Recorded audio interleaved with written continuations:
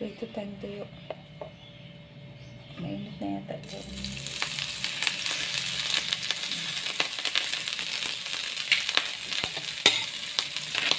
Nagasan ko na ito. Masama ito.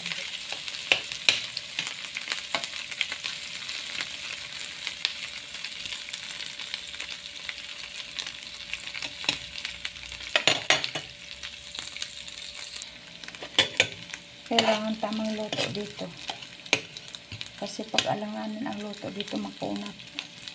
Parang ano rin, parang danggit. Yung danggit pagka hindi tama ang luto, hindi mainit ang mantika, makunat. Hindi malutong. So, pareho din sa dilis. Pag hindi masyadong mainit o kaya maluto ng mabuti, makunat ang dilis. Tanghali na ako mag-almusal ngayon kasi kagabi habang nag-live ako, alas 11 na natapos. Kumain ako, nagutom ako.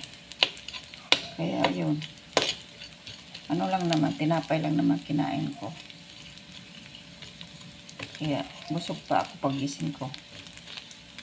Kaya tanghali na ako mag-almusal. Ano na to? Yung almusal ko, tanghalian ko na to.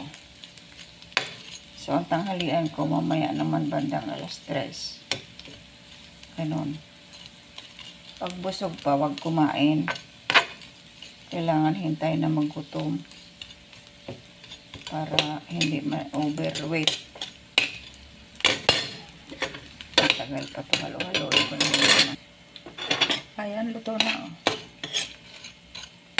Medyo malutong na. Ayan, luto na siya. 3 egg. Pura natin ng konting asin.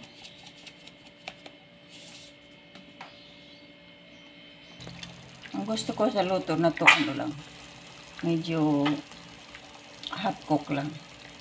Kaya lang gusto ng anak ko, well done ang luto sa itlog. Kaya lulutuin ko siya ng mabuti. Pero kung ako lang, mas gusto ko na yan, ganyan lang luto.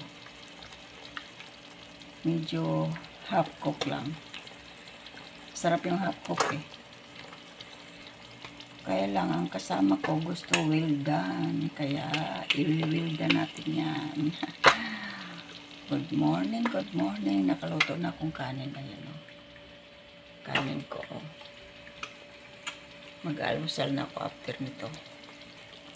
Yan, malapit na siya mag-well done. Kunti na lang. Ayan. Ito ng itlog at dilis. Mag-almusal na ako. Oh, good morning guys. Lunch breakfast na tayo. Breakfast lunch ko na ito. Kasi tanghali na. So, good morning, good morning. Thank you for watching. Happy eating. Bye-bye.